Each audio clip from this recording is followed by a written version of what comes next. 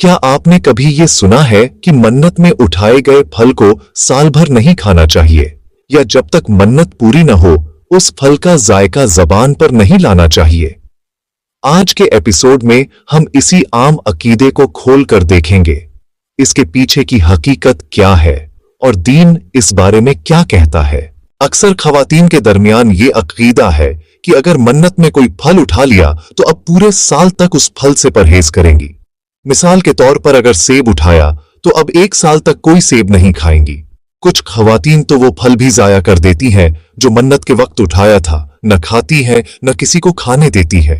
नतीजा, अल्लाह का दिया हुआ रिज्क बर्बाद, और इस बर्बादी का गुनाह भी अपने सर। असल बात यह है कि ये अकीदा न कुरान में है, न हदीस में, न ही अहले बैत अलैहिस्सलाम ने हमें इसकी तालीम दी है।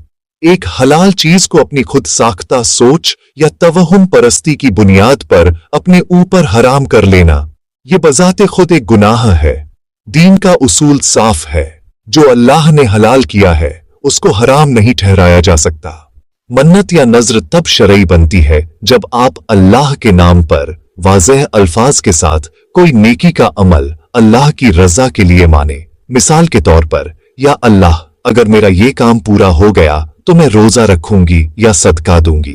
सिर्फ दिल में सोच लेना या किसी फल को उठा लेना शरई मन्नत नहीं है, और न ही उसको पूरा करना वाजिब है।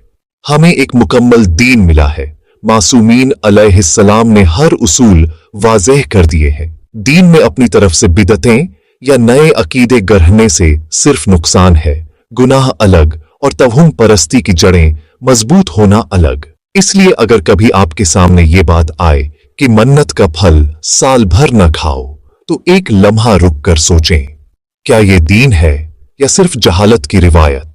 अकीदत अच्छी चीज है, लेकिन जब वो हकीकत और दीन की बुनियाद से हटकर हो जाए तो गुमराही का सबब भी बन सकती है। तो अकीदत को हकीकत के आईने में परखना जरूरी है।